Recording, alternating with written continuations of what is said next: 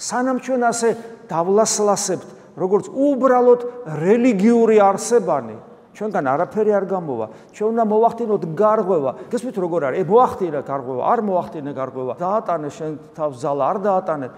გესმით როგორ არის? ამით ჩვენი პასიურობით ეს კანონი, რომელზეც ჩვენ ვსაუბრობთ, არ შეიცვლება.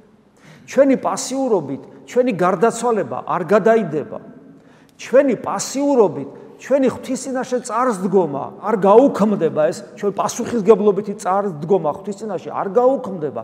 ეს ყველაფერი მაინც მოხდება. ანუ სწორად იცხოვრებ, არასწორად იცხოვრებ, გუმხურვალე იქნები, ნელთბილი იქნები, რომელზეც გაფრთხილებს უფალი თუ ნელთბილი იქნები, ამოგანთხევ ჩემი პირიდან. აი ეს ყველაფერი ჩვენ თუ არ გავიაზრებთ, არ გავითავისეთ, ჩვეულებრივი რელიგიური ცხოვრებით, ისეთი მსუბუქი რელიგიური ცხოვრებით გავაგზავნებთ ცხოვრებას და არსებობას, მოვა განსაცდელებიც, მოვა სიბერე, აუცილებლად მოვა გარდაცვალება, სიკვდილი, აუცილებლად მოვა პასუხისგებლობა ცოცხალი ღმერთის წინაშე გარდაცვალებისთანავე.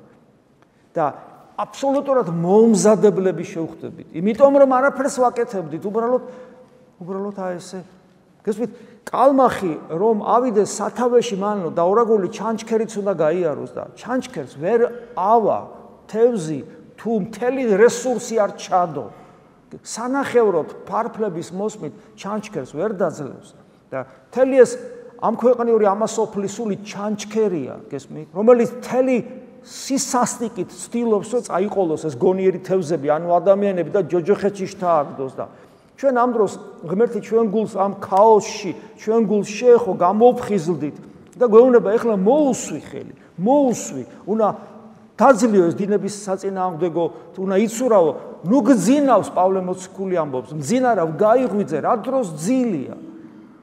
გესმით? ჟამი მოკლდება, დასასრული მოახლოებულია. ეს ყველაფერი წმინდა წერილის სიტყვებია. ჩვენ ხო ამას არ ვისმენთ.